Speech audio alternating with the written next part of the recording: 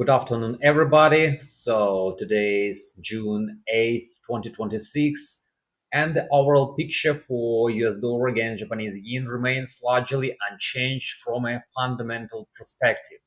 However, the market has moved even closer to one of the most sensitive and closely watched areas for the pair, the 160 level. Over the past several weeks, the US dollar has received support from multiple sources. First, the US economy continues to demonstrate resilience. Recent labor market data, ISM surveys, and other leading indicators show few signs of a significant slowdown. Second, ongoing geopolitical tensions in the Middle East continue to keep oil prices elevated. This increases inflation risks not only for the United States, but for the global economy as a whole.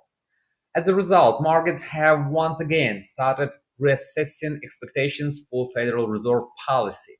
While investors were previously anticipating a faster pace of rate cuts, the current environment increasingly supports a scenario where interest rates remain higher for longer.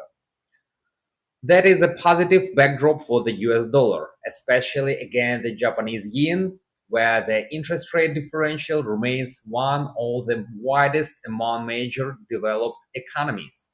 In essence, the market is still driven by the carry trade story, low borrowing cost in yen, significantly higher yields on US assets, continued stability of the US economy. These factors continue to support demand for the dollar against the yen. However, the high US dollar against Japanese yen rises, the more important another factor becomes intervention risk. Market participants clearly remember previous episodes when Japanese yen authorities stepped in near the 160 162 area to slow the yen's depreciation.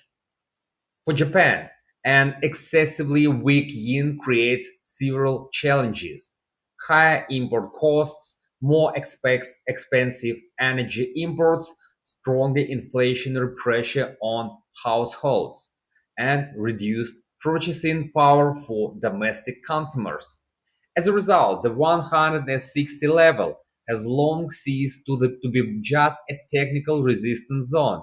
It has effectively become a political and economic reference point for both the Bank of Japan and Japan's Ministry of Finance. From a technical perspective, the broader uptrend remains intact. The sequence of highest highs and high lows is still in place. The market continues to hold about the key support zone around 157.5, 158.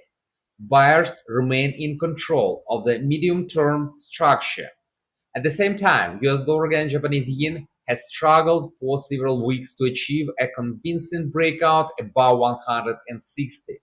This suggests that some participants are becoming more cautious and taking profits due to concerns about potential intervention.